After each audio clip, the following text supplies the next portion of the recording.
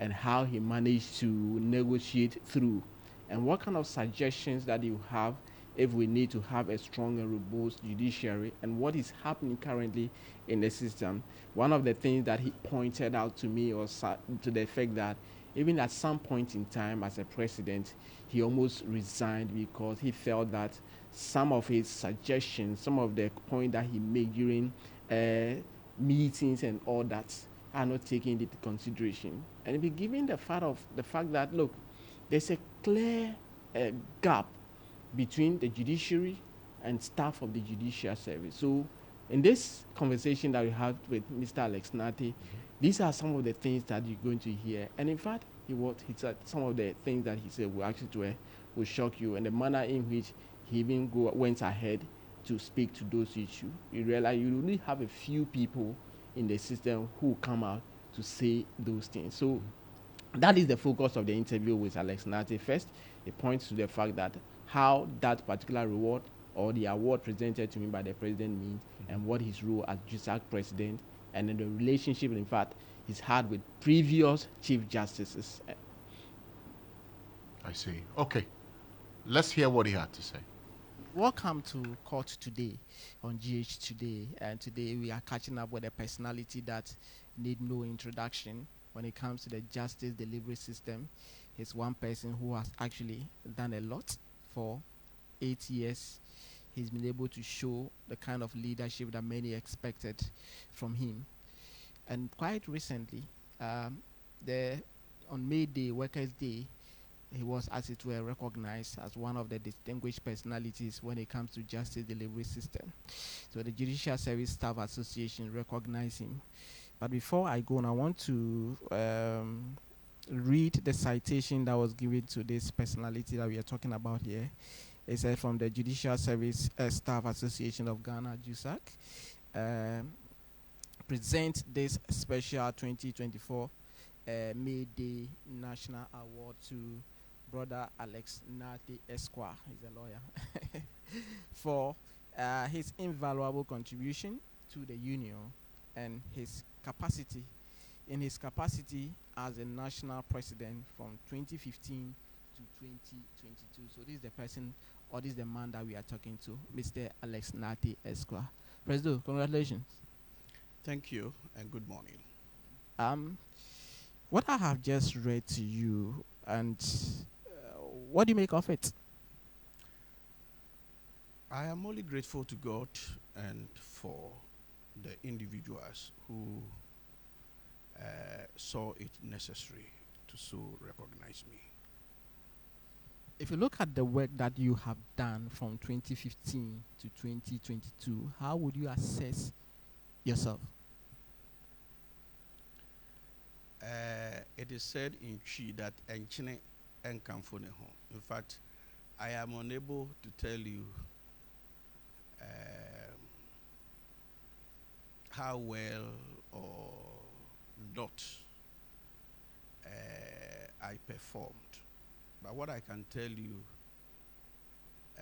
is that I assumed office as, or I offered myself to serve as the leader of the workers, to lead in tackling any identifiable problem that existed that the workers were yearning to resolve. And I committed myself to doing that, and I think I did what I could to the best of my understanding and knowledge. On that day when the president of the land, Nana Addo Dankwa Akufo-Addo, was presenting this award to you, what kind of reflections were going through your mind looking at where you started from and you ended up being rewarded in such a manner? In fact, that award was one of the awards I never expected to be conferred on me.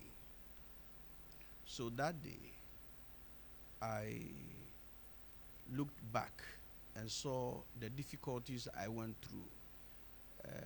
It is not easy to serve as a union president for workers of the judicial service. and be determined to tackle issues head on as I sought to do, and have it on a silver platter. The judicial service is an institution with a culture that create an impression as if you are a worker and a non-bench member, if you are not a judge, it means that you can't say much, you can't think much, and you don't matter much. Is that what happened in there? That is the impression, and that is the culture the judicial service have. If you are not a lawyer, you don't have any. If you are not a judge, if you are not a judge, if you are not my Lord, her worship and all that, you don't matter much. Yes. How does that impact on the work you did? So,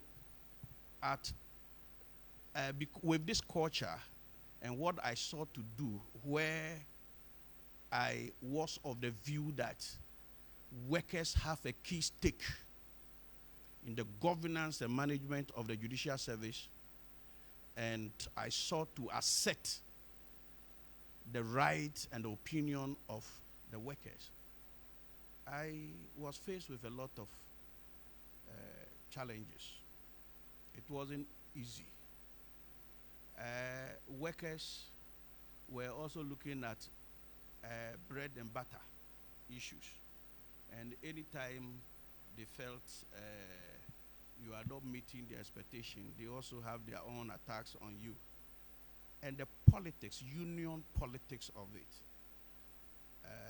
JUSAC has, a system that is highly, controversial. So a leader, a president who wanted to pull everybody along and ensure that things that were not being done right were corrected and all that. It was very difficult. So I thought that I was alone. At a point in time, I called a meeting and told my lieutenants, my NEB members, that I wanted to resign because it was not worth, the deal, because people, in spite of all that we sought to do, people were not seeing it. We were calling names and all that. And as innocent and clean as I think I was and I am, a man of integrity as I am, I didn't want to be smeared with those dirty games so much. But my team members, my NEB members, my National Executive Board resisted the move I sought to make. So I held on. So when that day when I stood before the president of the land for the award, it spoke to me in volumes to the effect that whatever we undertake to do, which we think is right, no matter the frustration and opposition and threat, we should remain focused. Because if we persist and go through it conclusively, time has its own way of honoring us. It's not about money, it's not about fame, it's not about anything. But the true recognition of time is more rewarding than any material gain you make. So that day, I was very, very happy and grateful to God, because my administration affected lives in so many ways. It affected the organization and the management of the judicial service in so many ways. And so I was so grateful to God for that rare opportunity. Looking at the challenges that you face, the opposition that you face, that if you're a non-bench member, you don't count, you don't matter. How did that impact on the work that you did? Well, so people, management members who were supposed to be sincere to agree with demands I made were annoyed. For representing your people. Yeah, that is the challenge, and it's quite worrying. It is quite worrying, and I don't know whether it still persists. I don't know whether my successor still encounters that, but judicial service is an institution that was managed and controlled by colonial masters, and by virtue of the culture of the judiciary itself, it's a powerful institution, and so powerful people govern it, and they suppress the locals who held, little offices such as messenger, usher, cleaning, security, and all that. Unfortunately, when our Ghanaian big brothers and sisters took over from the colonial master, they also took up that attitude. They didn't learn from what happened to them. His lordship, my lord, my lady, and all that, okay, which was lord on the locals, has for a long time been replicated by the locals, who by virtue of the fact that they are judges and lawyers, think that there is a lie between them and the supporting staff.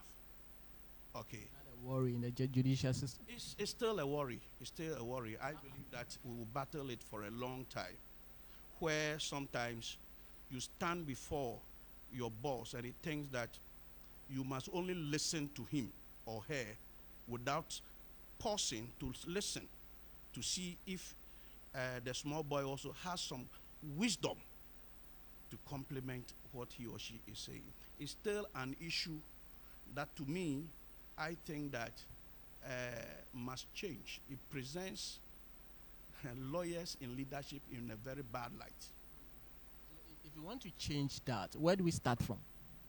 Well, it starts from telling them in their faces as I'm talking to you. Maybe somebody will hear and say that, oh, Sanet here. Yes, Sanet here.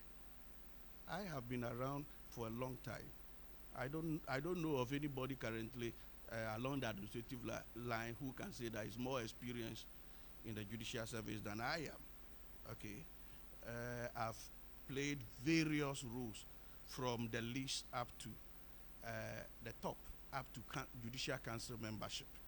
Okay, so I have the information and the understanding of what is really wrong with ourselves, which I think that giving the constitutional mandate of the judiciary and the judicial service, we need to improve upon that culture.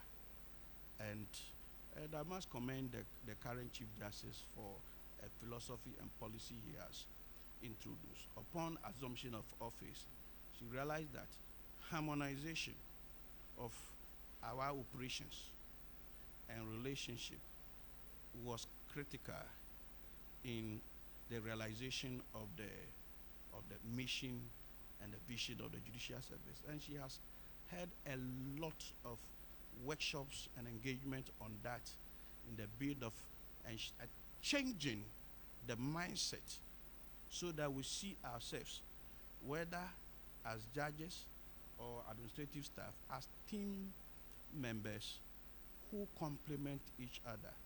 Without each other's contribution, we cannot achieve much.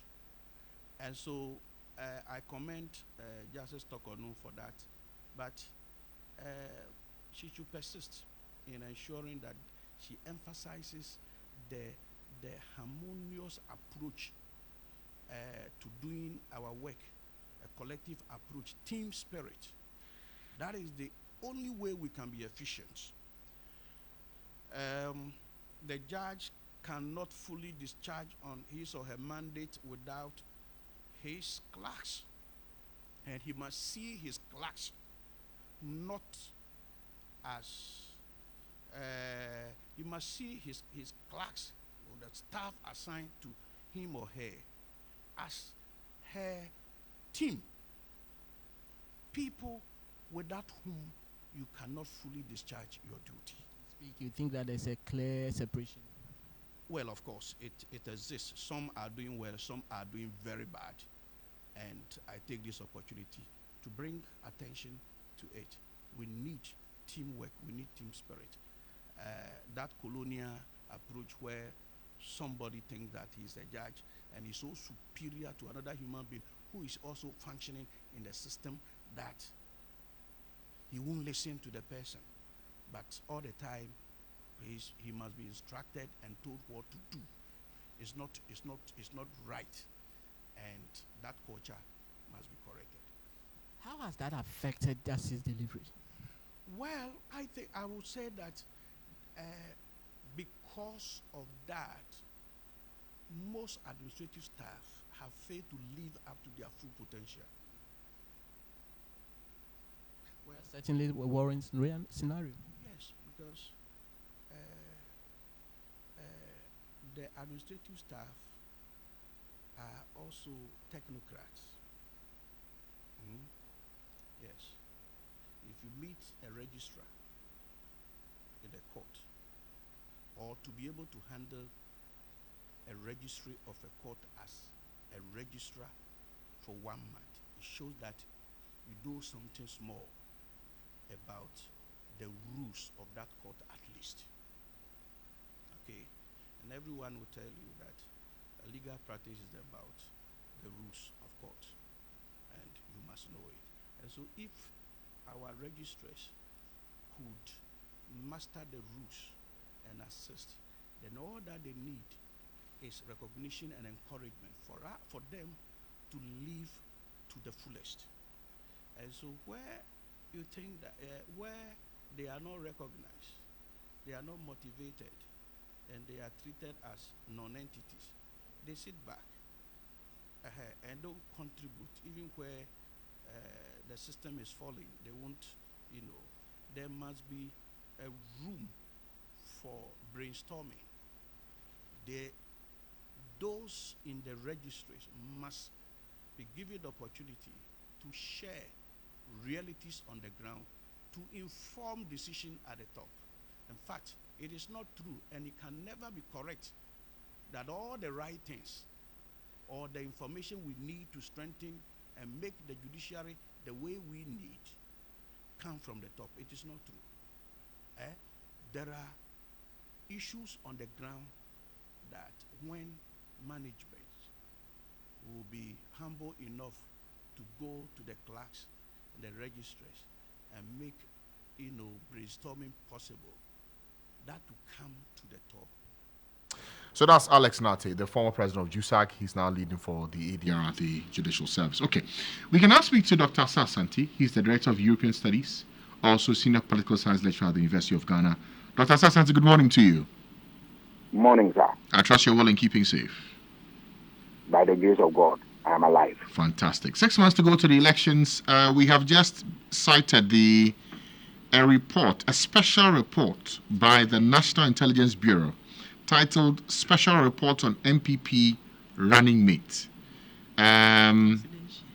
It's meant to be a confidential document, but it's now in the public domain on the running mates, and their intelligence assessment reports point to Matthew Opoku Prempeh, the Minister for Energy and Member of Parliament for Mensah South, is widely preferred among party members to be a running mate to Dr. Bawumia for the 2024 elections.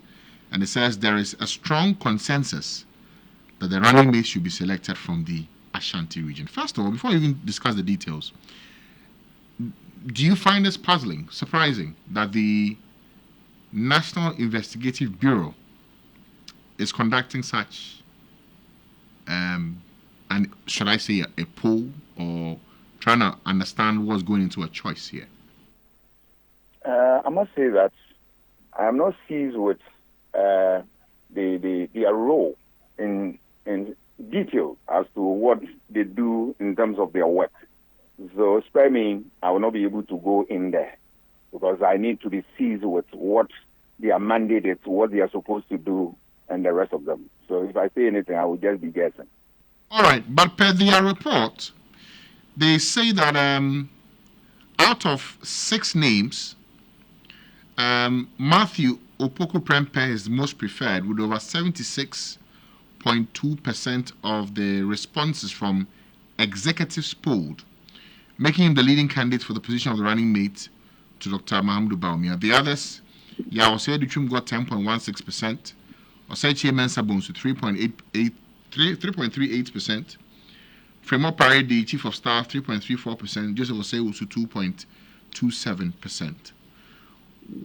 What do you make of these results, or should I say the polls that's been done of party executives on the choice of a running mate?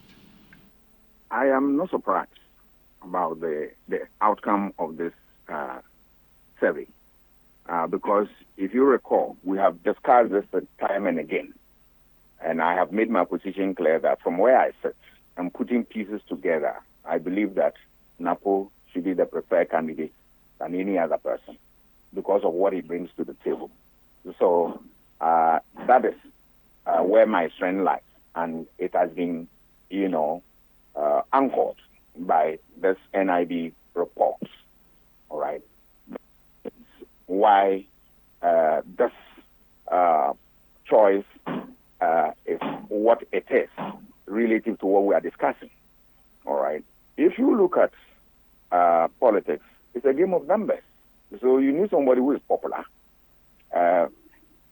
First of all, starting from his own party, he must be popular there because charity begins at home.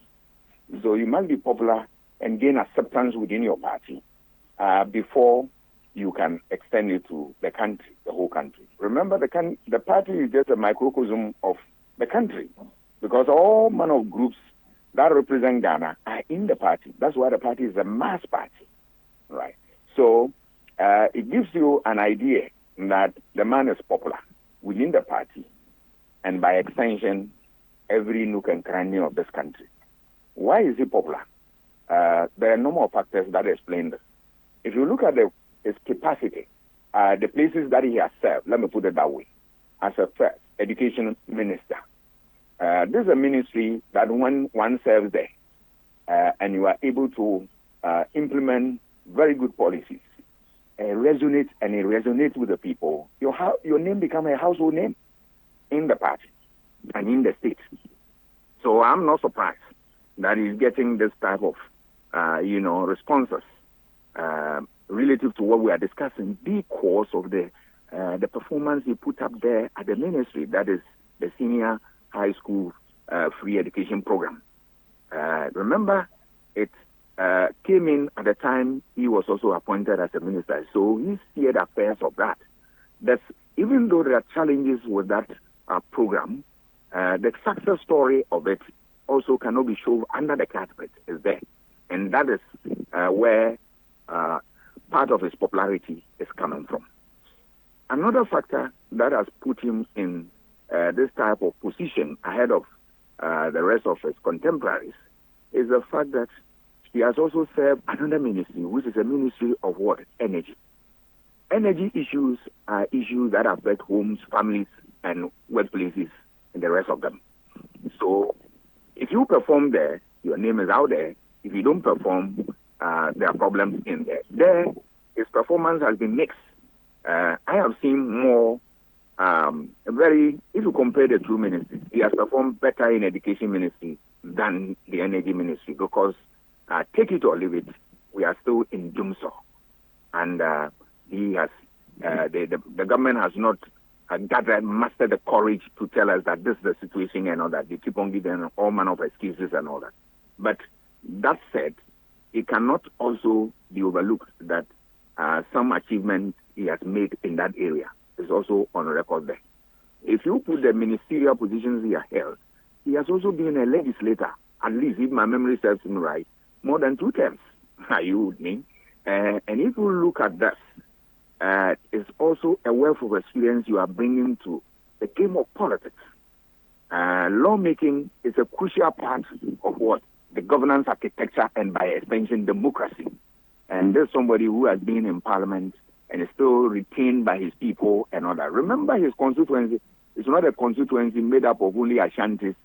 It's a heterogeneous community made up of all shades of opinion in there, and they continue to retain him.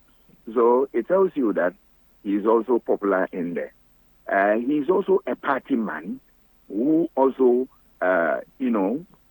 flows very well or mixes freely with the rank and file as well as with the top brass of the party. And so I am not surprised that he's a toast of them if we look at the reports we are considering. If you also want to move further in the analysis, we can also talk about the fact that his two backgrounds, as Pali Ashanti, Pali Achem, are you with me? That aspect also put him ahead of what the people who also whose name have come up as potential, candidate for that position. He being an Ashanti, and of course from the Menchia Palace, which is a very powerful place with all the power that you can think of, even though the institution in there is not part of partisan politics and all that. But hey, where you come from is also an important aspect of the political life of a traditional people. Remember, we are not talking about any other place. We are talking about Menchia and the aura around it and all that. It's a powerful one, very dignified stool and all that. So people in there, obviously, all the good things about the stool will rob of you in a way if you want to, step into the plate and do a game like this politics, obviously. Then come to look at the fact that he also has an Achem background. Remember the Achem groups within the MPP. Yes, they've all agreed that you need an Ashanti candidate, but they will not want to lose power completely. So if there is somebody among them who also has something to do with what? The Achem land, they are ready and prepared to, rally around him. Because politics of reward and what punishment. So obviously there are groups who will always come to your rescue when you need support and all that. So if you look at this, and then in addition to factors such as, the fact that there are about 3 or 4 main points why we consider who should be a running mate for a flag bearer. If you add that to what I have said, it puts him miles away from the people who want to compete with him. One of the considerations for selecting a running mate is that you want somebody who will come and then complement the ticket that of the party. If you look at Dr. Baumia, through and through economist, there's no doubt about that. But Opoku Prempeh, if he is the one nominated for the position, what is he bringing to bear to complement the efforts of the running mate? He, by his traditional education, he's a medical doctor, so health issues, sure. Then beyond that, you can also talk about the fact that he also, because of where he has worked, Ministry of Education and Energy, education issues and energy issues, he is not a novice in that area at all. And then in addition to this, he has also learned the ropes of parliamentary work, and that is something that will complement the ticket of Baumia.